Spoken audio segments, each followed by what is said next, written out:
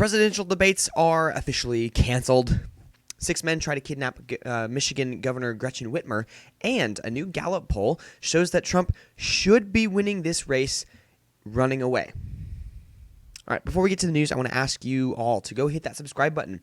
My analytics page tells me that 80% of my viewers are not subscribed. Shame on you. Please, please, please go hit that subscribe button, like this video, and share it with your friends. I don't have a marketing team or a big fancy studio. I'm literally just a dude trying to share information that others won't. So if you think what I'm doing here is important, if you want to help me combat false narratives floating around the social media sphere, if you like my content, share this video to help keep my channel growing so I can keep producing the content that you love and want to see more of. Okay, so the first news of today is the presidential debates. So let's hop on over to this NBC article. Trump battling COVID-19 says he won't, quote, waste my time taking part in a virtual debate. Presidential Donald Trump on Thursday pulled out of the next presidential debate, saying he, quote, won't waste my time on it after the commissions on presidential debates announced it would take place virtually to help protect the health and safety of all involved. His campaign said it would hold a rally instead, and it accused the commission of changing the format to benefit former Vice President Joe Biden. And as we're about to find out, kind of looks that way. Trump is still being treated for COVID-19, but his doctor said Thursday night that he could be cleared to return to public events within days. The debate is still set to take place in the form of a town hall, but the commission said Trump and Biden would be invited to participate remotely. Moderator Steve Scully of C-SPAN is to be at the venue that was slated to host the debate, the Adrienne Arsht Center for Performing Arts in Miami, on October 15th.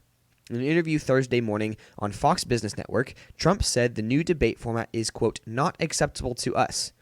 I'm not going to waste my time on a virtual debate, Trump said, adding that he doesn't like the idea of a virtual debate because a moderator could cut him off at any time. Well, as I've said recently, I'm actually kind of a fan of the idea of moderators having a mute button. Bam! Go over time. Bam! Hit that thing. Cut them off. You agreed to the rules. You need to play by them. Now, that being said, the commission of presidential debates set the rules. The candidates agreed to them, and now the commission needs to stick to those rules, right? They said, hey, this is the schedule. Okay, so let me pull up that schedule real quick. This is the schedule. The second one is going to be the 15th. The third one is going to be the 22nd. And then election day is going to be the 3rd. This is the schedule that was released. You kind of need to stick to it, right? If Trump's going to hit you, if you're going to hit Trump for not obeying the rules, then he has a right to hit you for changing the rules on him last minute, right? And his doctor said, let me pull up this calendar real quick. So today's the 9th, and his doctor actually said he would be clear to go to public events on the 10th. Well, the debate's not scheduled until the 15th. So why exactly are they hosting it remotely? Why can't they just put up those plexiglass screens like they did for the VP debate? Sounds like a pretty good compromise to me. They didn't talk to his doctor about this. They didn't presumably talk to anyone about it. They just kind of did it. And I think that is a horrid mistake. That is a horrid mistake, and they changed the rules to benefit Joe Biden. Sorry, there's really no other way to look at it. That's what happened. They didn't talk to his doctor. They didn't talk to any other doctors. They just changed it presumably for no reason, but it really, really looks like they were trying to help Joe Biden. Okay, now on to the what is on everyone's mind right now. Whitmer kidnap plot. Suspects allegedly took steps in their plan. Is it enough for an attempt charge? The Department of Justice has charged 6 men with conspiring to kidnap Michigan Governor Gretchen Whitmer from her vacation home. According to a complaint filed Tuesday, the defendants communicated by code words and encrypted messaging platforms in an attempt to avoid detection by law enforcement. It said the co-conspirators conducted surveillance on Whitmer's vacation home, discussed detonating explosive devices, to divert police, inspected the underside of a highway bridge for places to see an explosive, purchased a taser, and test detonated an improvised explosive device, an IED. The co-conspirators never carried out the kidnapping. FBI agents and Michigan State Police arrested them when they allegedly met to pool funds for explosives and exchange tactical gear. Holy cow. This is insane. The elements of kidnapping are twofold. The victim is unlawfully seized and held for ransom or reward or otherwise. Even if a kidnapping is not carried out, the government can charge attempted kidnapping. It chose not to in this case. To obtain a conviction or for an attempt crime, the government must prove that the defendant took a substantial step toward the intended crime. A substantial step must be something more than a mere preparation. The government can get a conviction if it shows the defendant's conduct goes beyond preliminary activities and a fragment of the crime was essentially, quote, in progress. So they didn't actually take any major steps to carry this thing out, and so it looks like that's why they didn't charge them, because legally, on any legal grounds, they couldn't, because, like I said, they didn't take any major steps to do this. Even the federal courts acknowledge there is, quote, no easy way to separate mere preparation from a substantial step.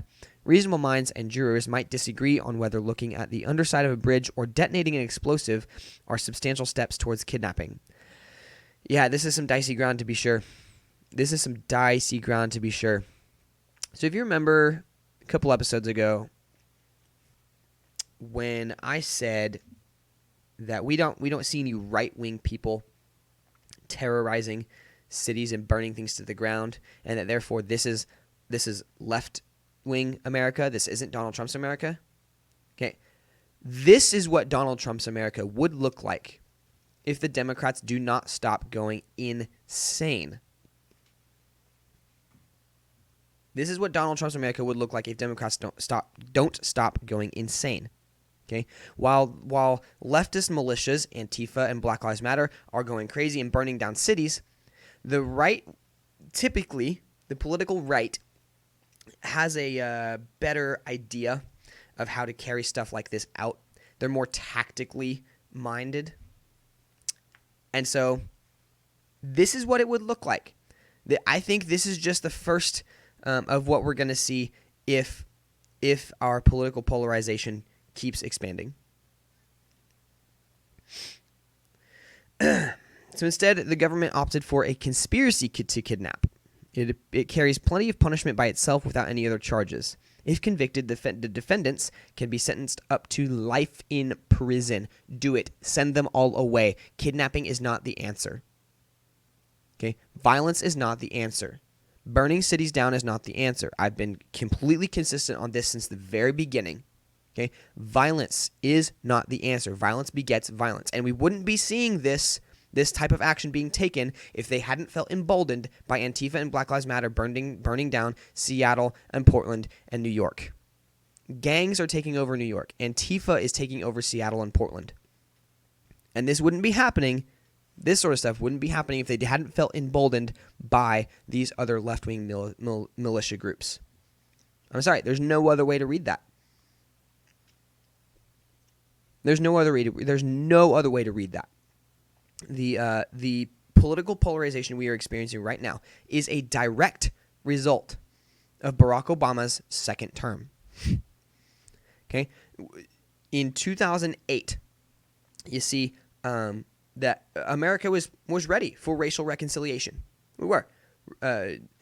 Americans were feeling pretty good about race relations. Racial tensions were on the decline. Everything was going great. And then Obama came into office and blew it all up for his own political gain.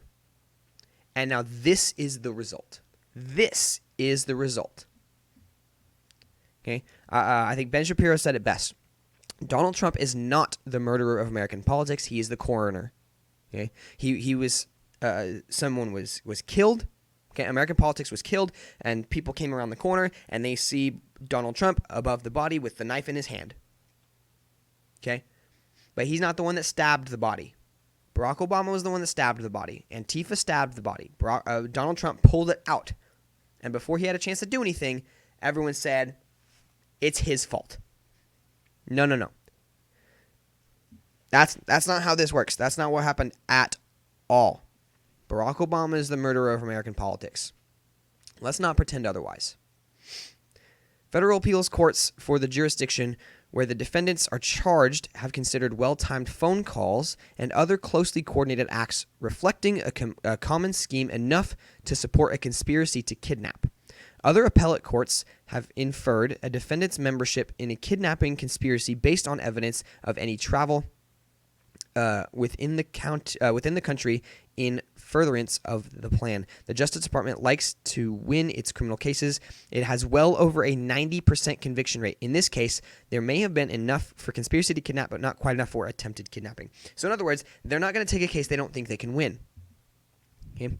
It has well over a 90% conviction rate. And that means these guys are going to jail for a very long time, potentially life, as they should. As I said, I've been very consistent on this from the beginning. Violence is not the answer. Kidnapping is not the answer. Okay? If you don't like the way American politics are going, vote the party out. That's why we have these democratic systems in place. If you don't like what's happening, go vote and convince others to vote your way. Okay, speaking of voting, next we get to the presidential election.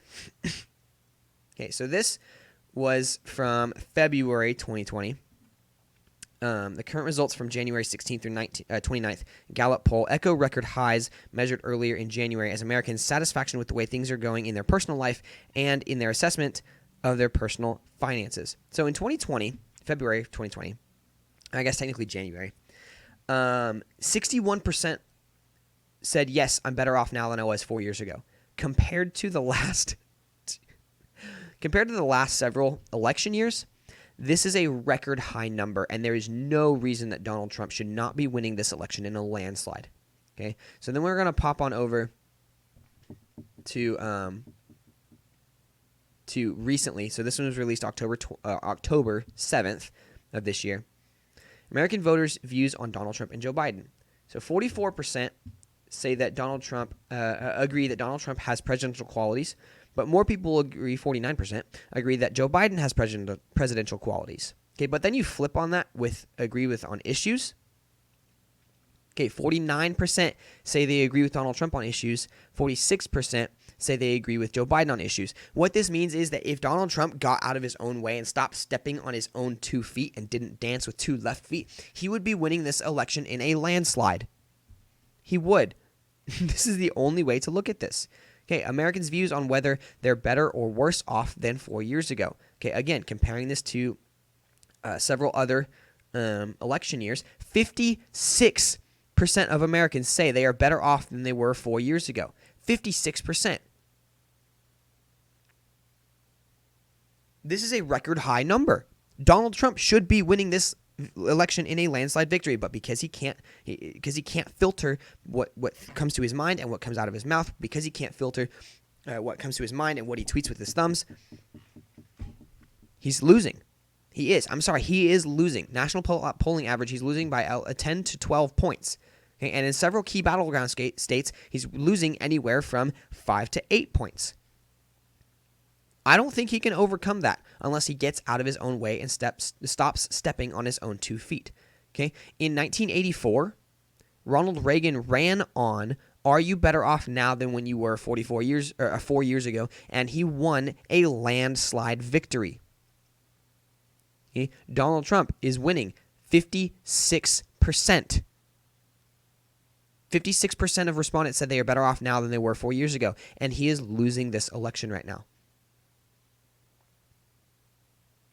The American voters do not like Donald Trump as a person, and that is getting in the way of his victory. Okay?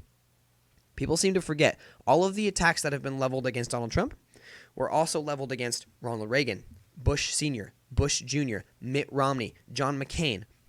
Okay? The only difference between them and Trump is that this time it stuck. Because Donald Trump is, as many on the left like to, or many on the right like to say, Donald Trump is a mud monster. Okay? The more mud you throw at him, the more mud that sticks. but it doesn't really change the people's opinion of him. The only way for people to change their opinion of him is for him to shut up and get out of his own way. If you want to see Donald Trump win, tell him to get out of his own way. He is going to lose this election if he does not.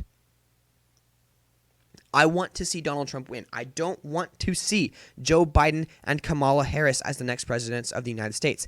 And I say that advisedly because Joe Biden is a 1 million years old, approximately. He has been in U.S. politics for 50 years. He hasn't changed anything in the past 50 years. He won't when he becomes president. But Kamala Harris will. When he gets elected, he better have a food tester because you can sure bet something's going to happen to him pretty quick. And when it does, Kamala Harris will be president. And by all available data, she is the furthest left-wing candidate America has ever had. In some cases, more further left than Bernie Sanders, specifically in her voting record. Okay, in the U.S. House of Representatives, she is her voting record is the furthest left-wing voting record. Okay? Do you want two left-wing extremists in the White House? Do you want to see the destruction of American ideals and fundamental founding principles? I don't. I don't want to see the destruction of the Senate filibuster. Okay? I don't want to see the Supreme Court packed. Both of those will happen if Joe Biden and Kamala Harris become president. I like our system as it is now. And I say that advisedly because I know sometimes that means my side will lose. And that's okay. That's what it means to live in a democracy. That's what it means to live in a civilized country. Sometimes your side loses. Get over it. You don't like it? Go vote more next time. Thanks for watching today's video. I will see you guys here on Monday. Like I said at the beginning, hit that like and subscribe button. Share this video. If every person who watched this video shared it one time, I would be bigger than Joe Rogan by the end of next week. See you Monday.